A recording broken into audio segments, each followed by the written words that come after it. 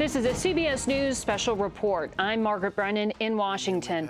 President Trump is holding a press conference in New York. Let's listen in. I want to thank the Secretary General. It's been really incredible what's been taking place, and he's been a fantastic host to a lot of countries.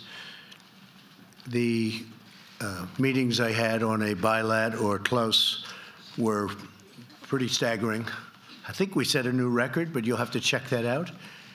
We met very, for pretty extended periods of time, either 2-on-2, 1-on-1, or just about at that level, with Pakistan, Poland, New Zealand, Singapore, Egypt, South Korea, United Kingdom, India, Iraq, Argentina, Germany, Brazil, France, Japan, Ukraine, Honduras, El Salvador, Saudi Arabia, Jordan, Bahrain, Kuwait, Qatar, Oman, UAE, Chile, Colombia, Ecuador, and Peru. Other than that, we weren't too busy over the last 3 days.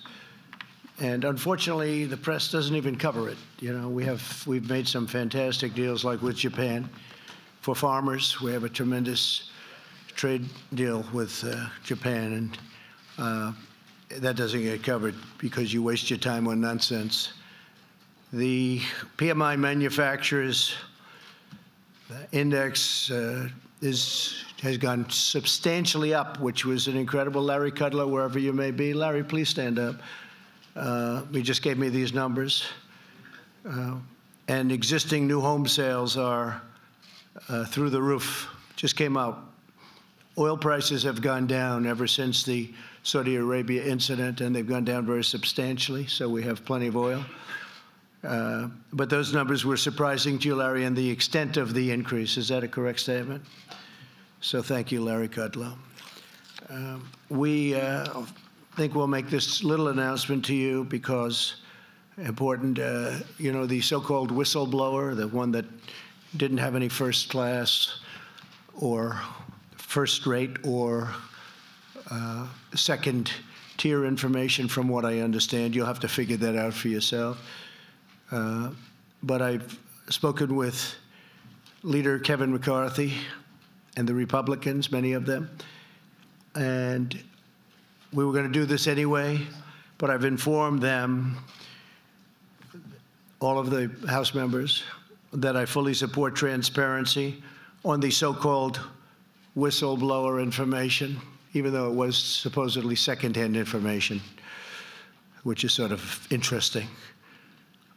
And other things have come out about the whistleblower that are also maybe even more interesting. But also insist on transparency from Joe Biden and his son Hunter on the millions of dollars that have been quickly and easily taken out of Ukraine and China. Millions of dollars, millions and millions of dollars taken out very rapidly while he was vice president. And I think they should have transparency for that.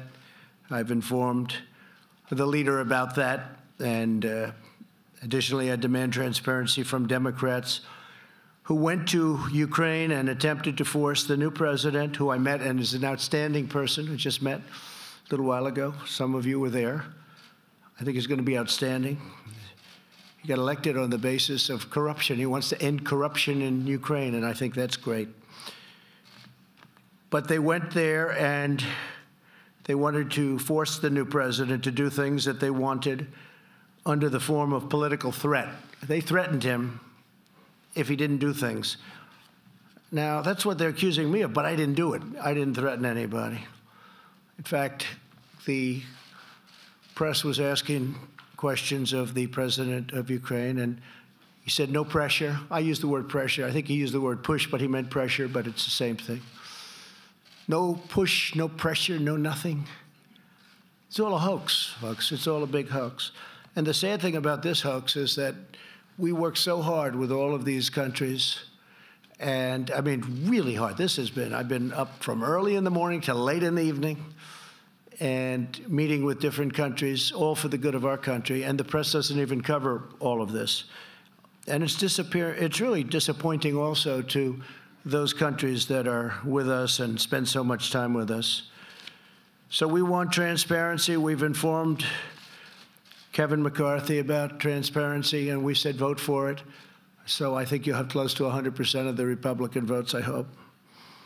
And it got almost no attention.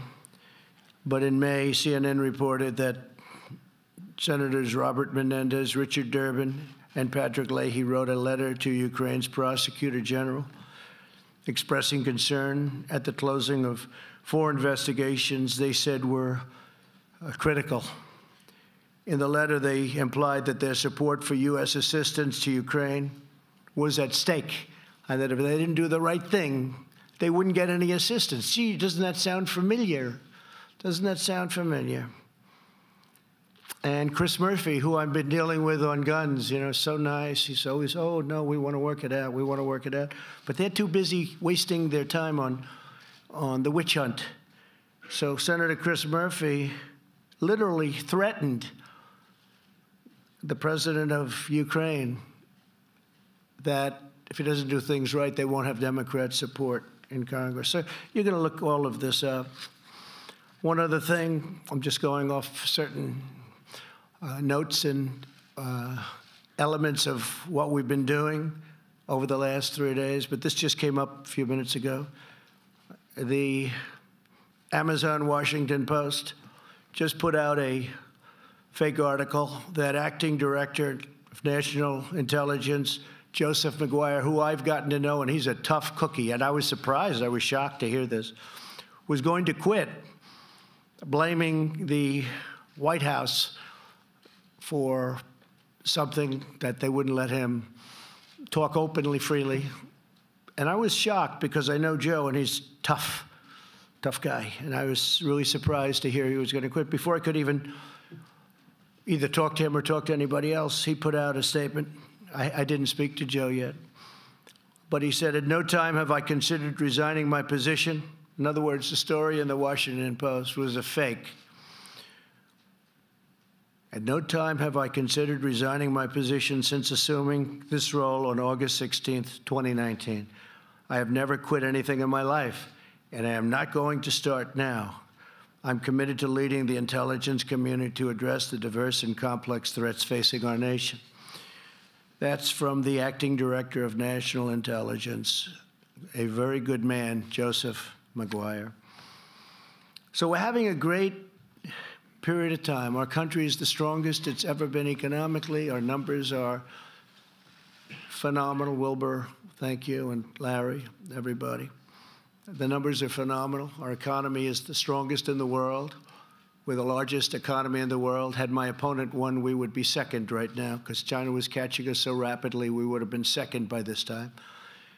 And unless somebody does a very poor job as president, we're going to be first for a long way, because we've picked up trillions and trillions of dollars in value and worth of our country, and China has lost trillions and trillions of dollars and millions of jobs and their supply chain.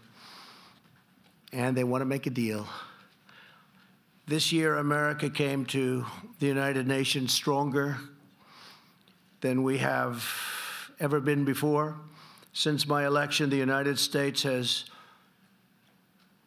not only brought our economy to a level that we have never seen, the most jobs that we've ever had. You know, you've heard me say it many times, African American, Asian American, Hispanic American, the best unemployment numbers we've ever had, and the most and best employment numbers, 160 million, very close to that number, in jobs. We've never been anywhere close.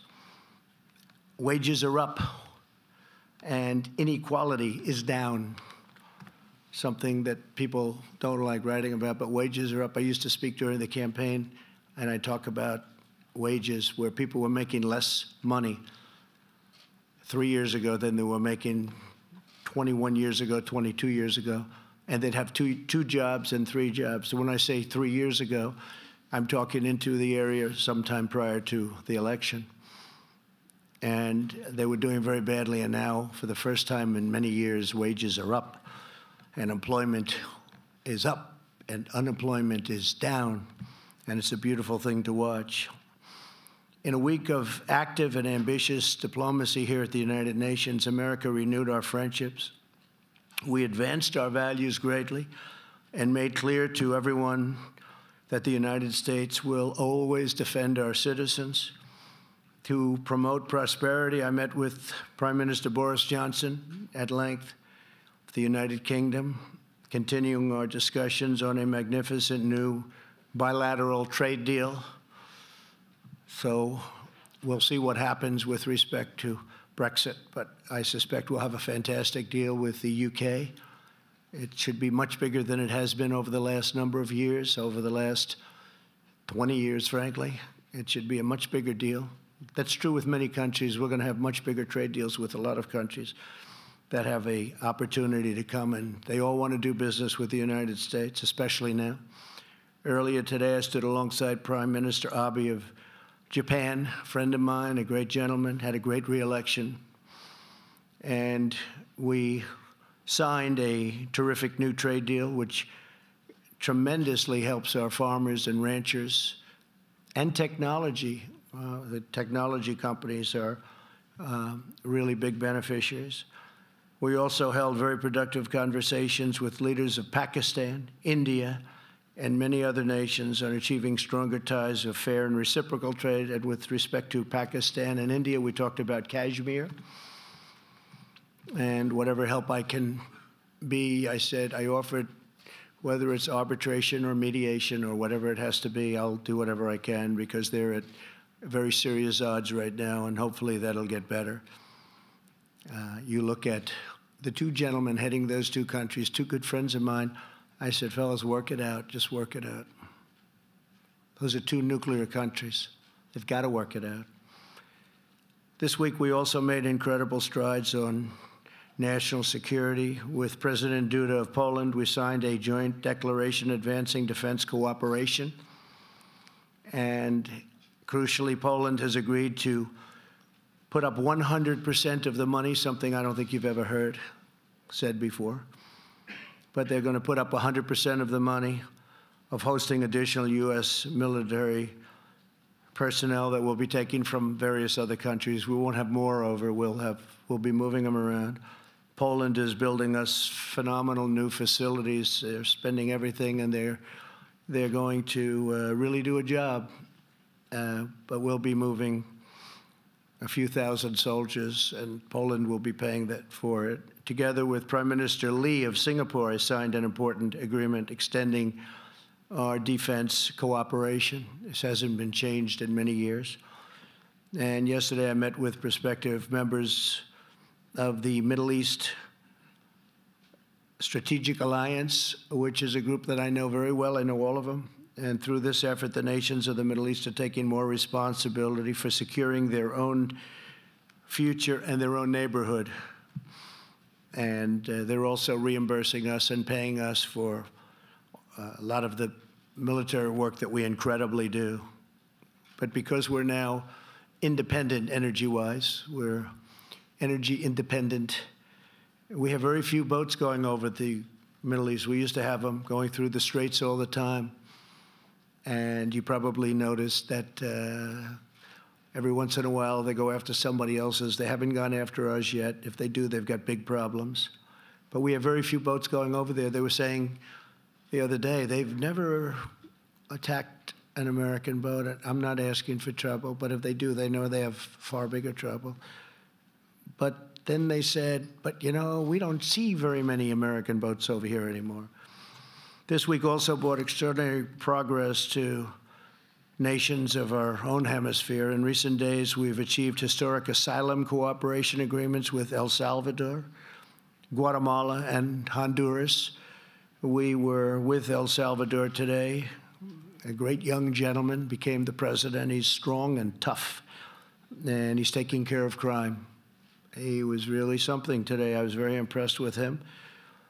And likewise with Honduras, who we met, we signed a cooperation agreement with both, and also with Guatemala. We're working with our partners in Central America to ensure that asylum seekers can pursue relief as close to their home countries as possible. That'll make a tremendous difference at our southern border.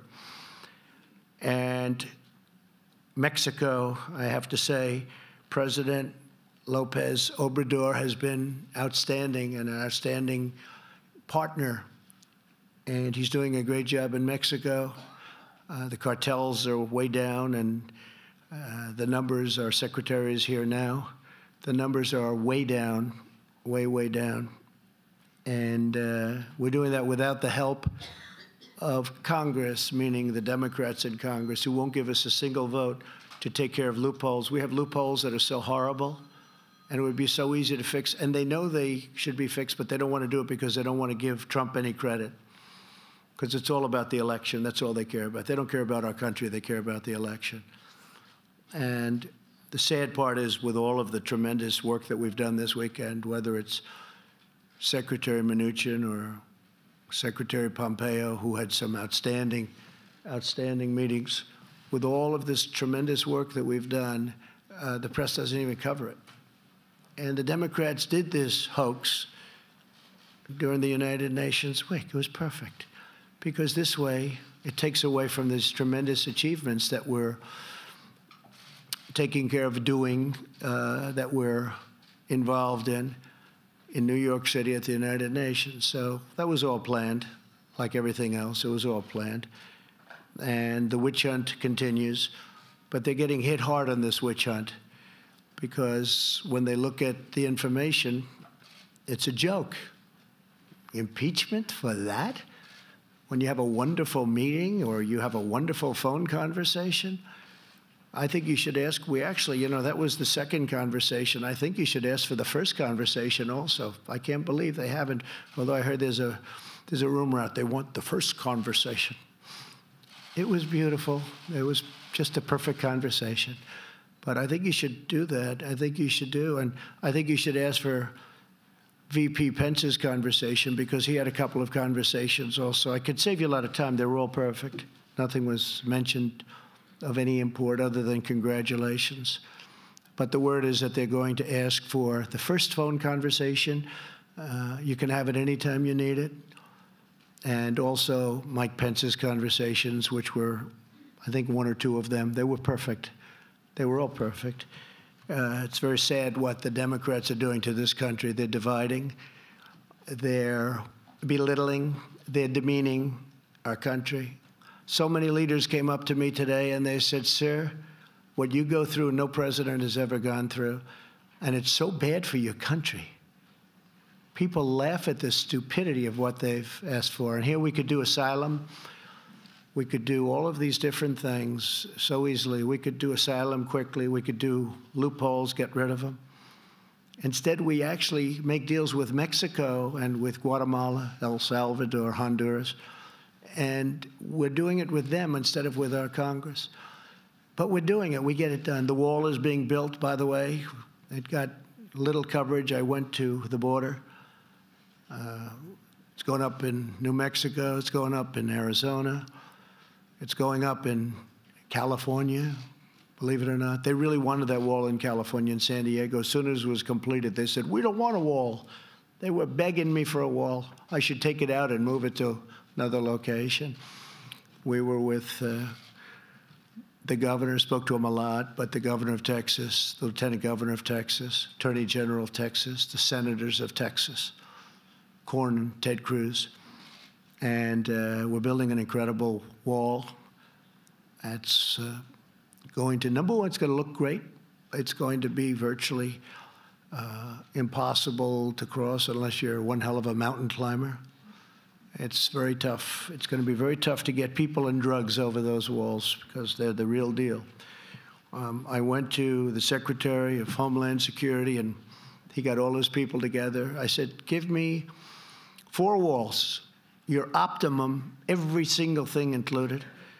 And they give me 20% less, 20% less, and 20% less, meaning less cost. They came back, they said, "This is the wall, sir. This would be the best. We have the panels on top, which are anti-climb panels. I don't know if you noticed the steel on top. We have a different design for a different area, but this anti-climb, it's very tough." We had people going out, and real climbers telling us which is the toughest to climb, but these are anti-climb panels. Very tough to get across, and the wall is going up many miles a week. And we hope to have over 400, but maybe as much as 500 miles, which will pretty much do it because you have a lot of natural barriers. You have mountains, you have really rough rivers, you have some really rough land that you can't cross very easily. So they serve as their natural walls. But we will have, we think, over 400, but we could even have 500 miles to combat the malice and corruption of both the Venezuelan and Iranian dictatorships. Today, I issued proclamations suspending the entry into the United States of senior regime officials and their families. And further, to promote American values, on Monday, I was proud to be the first president in history to host a meeting at the United Nations. I'm so surprised, first president for this. I can't believe that I'm first. I spoke to Franklin Graham about that. I can't believe it. At the United Nations on protecting religious freedom and liberty for people around the world. While some partisans and unelected bureaucrats in Washington may choose to fight every day against the interests and beliefs of the American people, my administration is standing up for the American people like no administration has in many, many years. You forgot the American people. You totally forgot the American people. This week, every week, I really can say, of my presidency, we're standing up for American prosperity, American security, and the American way of life. And together with our friends and partners, we're building a more peaceful, prosperous, and promising future. We have a tremendous relationship now with a lot of nations that are very happy with what's going on. And that includes in South America, where they've been so helpful, where nobody thought this would be possible. The relationship with Mexico as an example, or El Salvador, or Honduras, or Guatemala. Nobody even knew about it, yet we sent them hundreds of millions of dollars. And all we got back was caravans of people pouring in. We had tremendous, it was terrible. And we've got that stopped, and the countries are now helping us. And we stopped those payments, by the way. We don't pay those countries that money anymore. But I will tell you, if they're as good as they seem to be, they're really doing a job on crime and stopping the wrong people from leaving and coming to the United States. We'll be helping them a lot with economic development projects and other things. So with that, we had a tremendous 3 days. It was beautiful to see. Made a lot of new friends. I read you a list of all the countries I saw pretty much one-on-one. And it's been very busy, but it's been very, very fruitful. So we could take a couple of questions. I'd love some questions on some of the things that we accomplished at UNGA instead of the witch hunt, the phony witch hunt questions, which I know that's what you want to ask because it's probably better for you, but it's not better for the country. So maybe we'll take a few questions, please.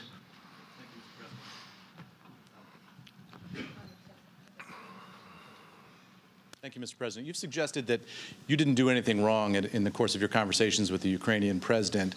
But can you explain to the American people why it is appropriate for an American president to ask a foreign leader for information about a political rival, and what you would have said if you discovered that Barack Obama perhaps had asked a foreign leader for information about you before you campaigned for the presidency? Well, that's what he did, isn't it, really, when you think about it? Look, that whole witch hunt was started.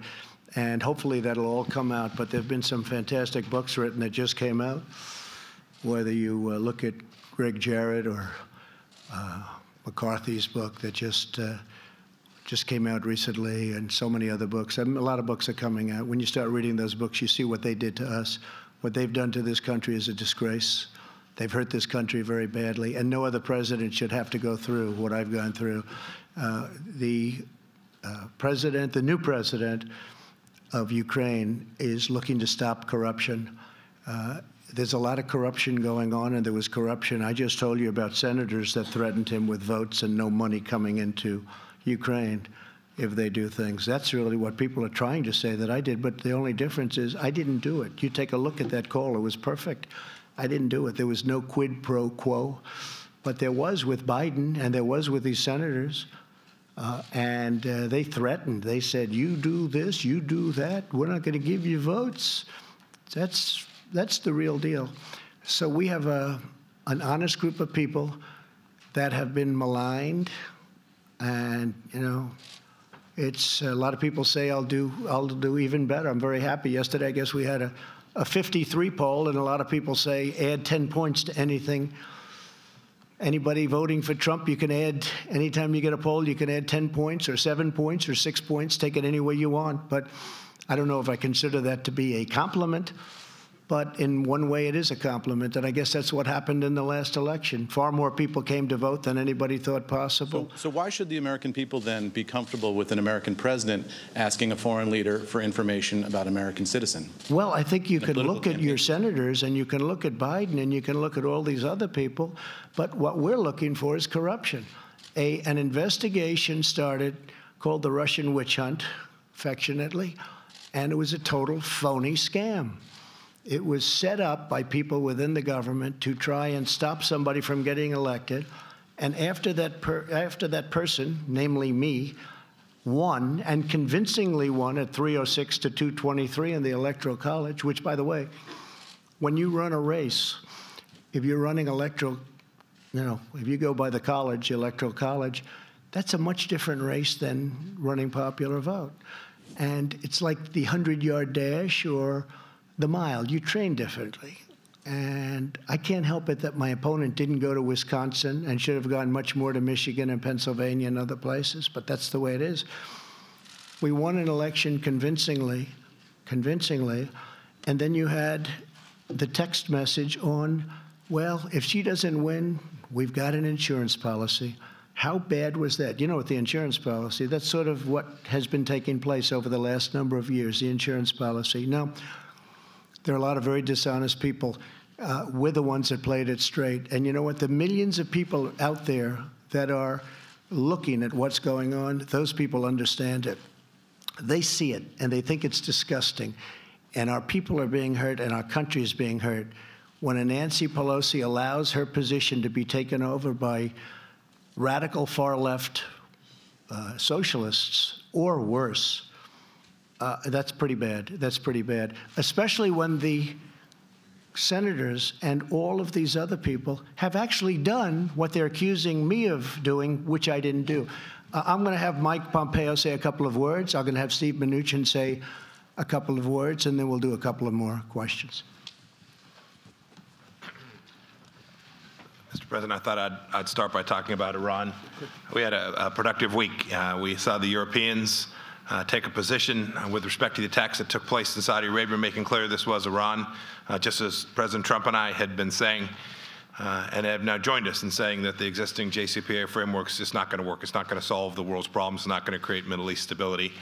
Then we had a good set of meetings with our Middle East allies as well. The President joined for a meeting of the GCC where we talked again about how we can help deter. We want peace. We want a peaceful resolution with the Islamic Republic of Iran. We're hoping we can get that way. In the end, it'll be up to the Iranians to make that decision, or whether they'll choose violence and hate. And as the President said in his speech yesterday to the General Assembly, if their bloodthirst will continue.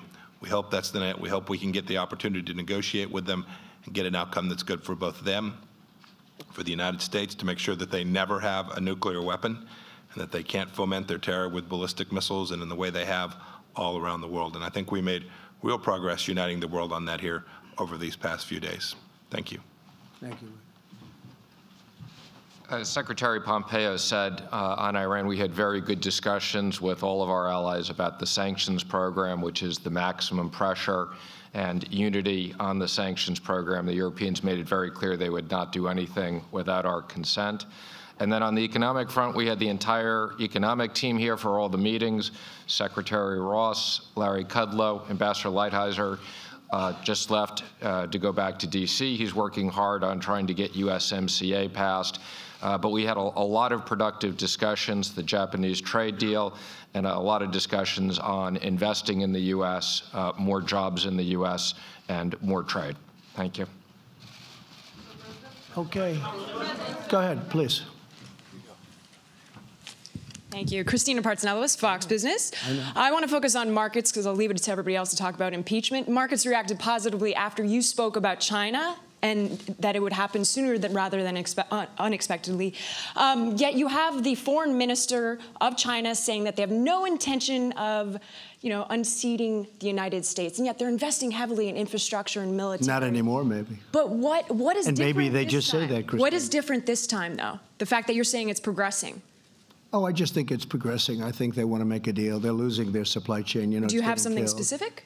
Well, I don't want to say that, but I can tell you that these two men, and in this case, more specifically, Steve, we're having some very good conversations. And I guess it's next week that a group is coming in, and the week after. So we have a lot of talks going on, and also by telephone.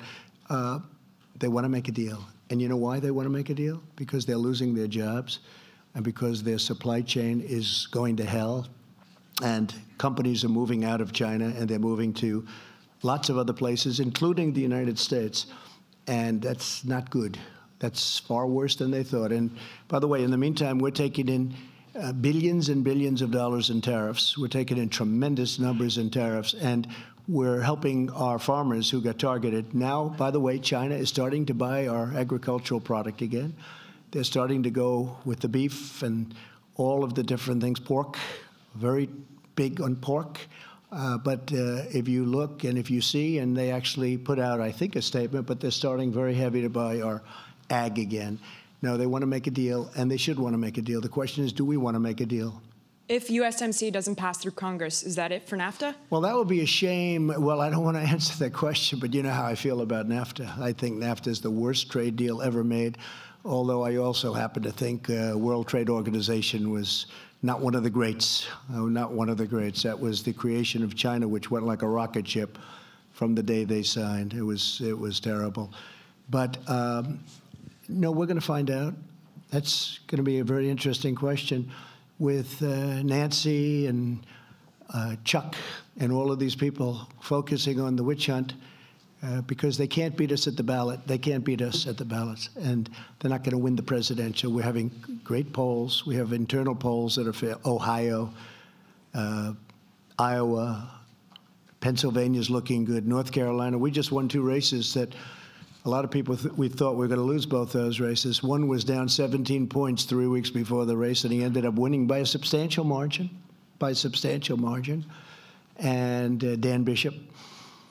And then we had a second race, as you know, and he was up 1 or 2 points, and he ended up winning by, what was it, 25 points or some incredible, I'll ask you folks, because I don't want to be inaccurate, otherwise I'll have a front page story. We have breaking news. Trump exaggerated, but he won by many, many points, and he was leading by maybe 2, maybe 3, but he won by in the 20s.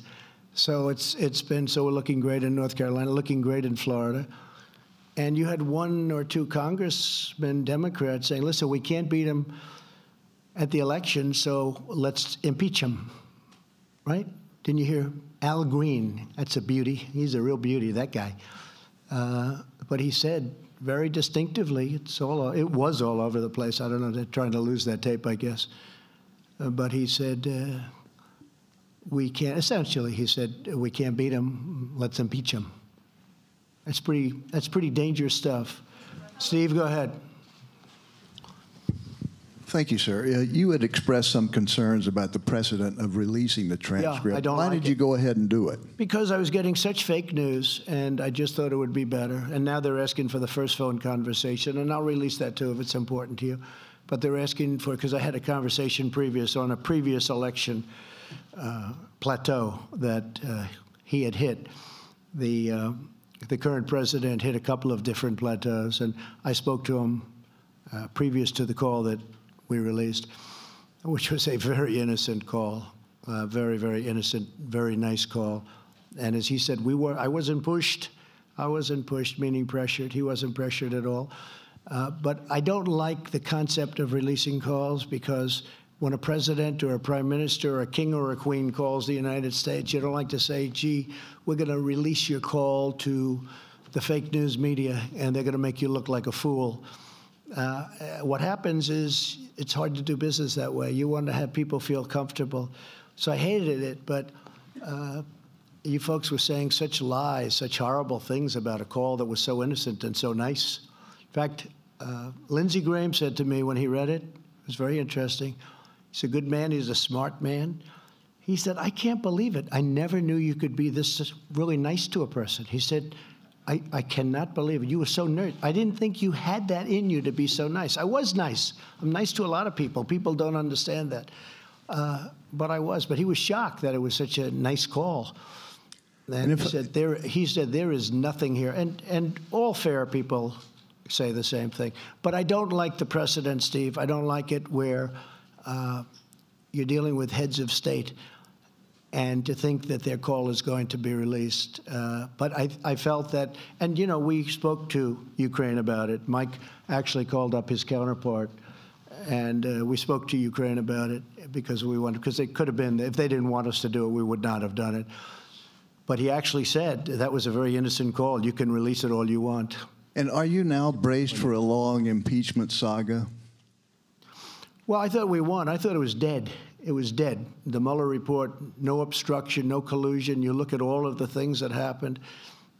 Corey Lewandowski was fantastic the other day as a person that they have been tormenting. You look at all the people that they've tormented, all the legal fees. People came here with bright eyes. They wanted to make life so great for other people, and they left where they spent hundreds of thousands of dollars in legal fees that they didn't have.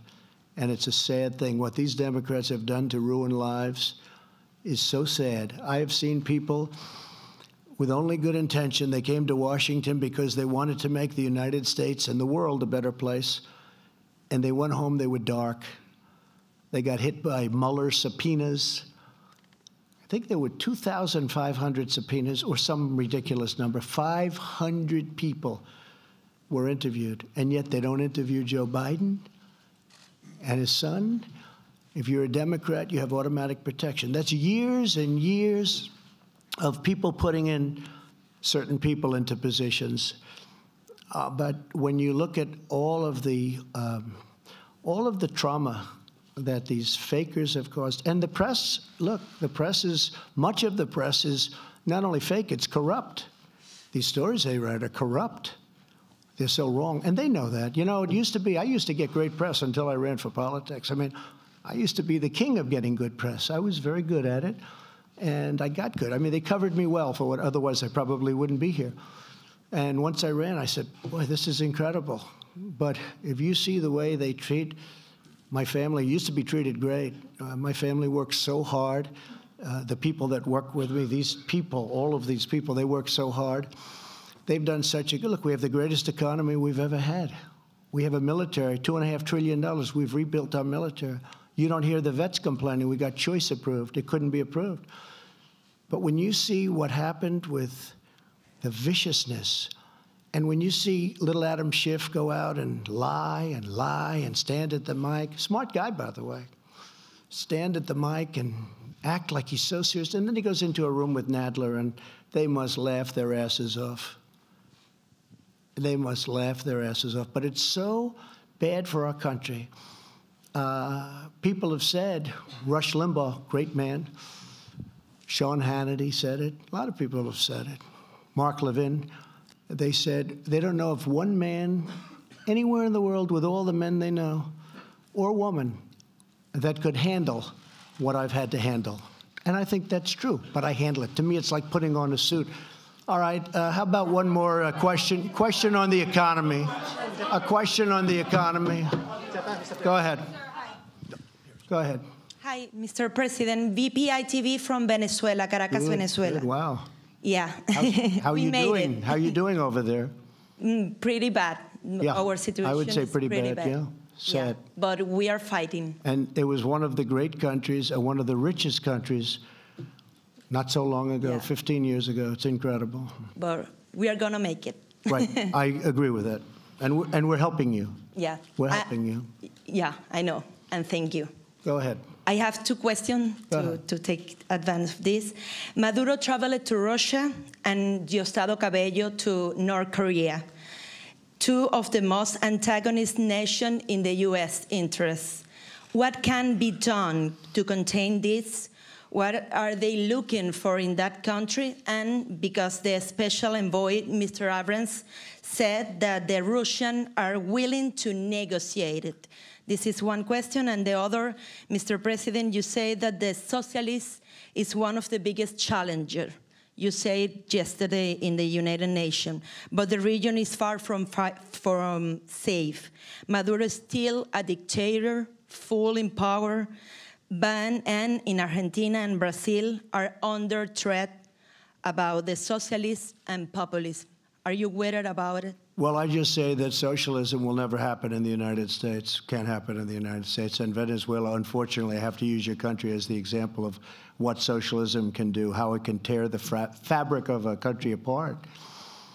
Because I know a lot about Venezuela. I've had many friends of mine come from Venezuela. They live, many in Miami, a certain section of Miami. I won't mention the name because they'll say I'm thinking about my business, and I'm not. But they are fantastic people, and they like your president. They voted overwhelmingly for me. They like what I'm doing for Venezuela. We have Venezuela very much in our hearts and very much in our sights, and we're watching it very carefully.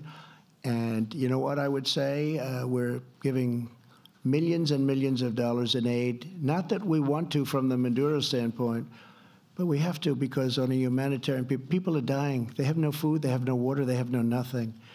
They're dying, no medicine. The hospitals are closed or don't even have electricity. It's so sad to see. Let me just say that we have it under control. We're watching it very carefully, and we're going to be very, very. We're watching it very carefully, including other countries that may or may not be playing games. We're watching it very closely. But you know, if Russia is talking with USA or Guaido, what can you tell about us? Just put this in the back of your mind. It's all going to be fine. We know everything that you said, and it's all going to be fine. We're very much involved. We very much know what's going on, and we're very much involved. Okay? Thank you all very much. Thank you. Thank you very much.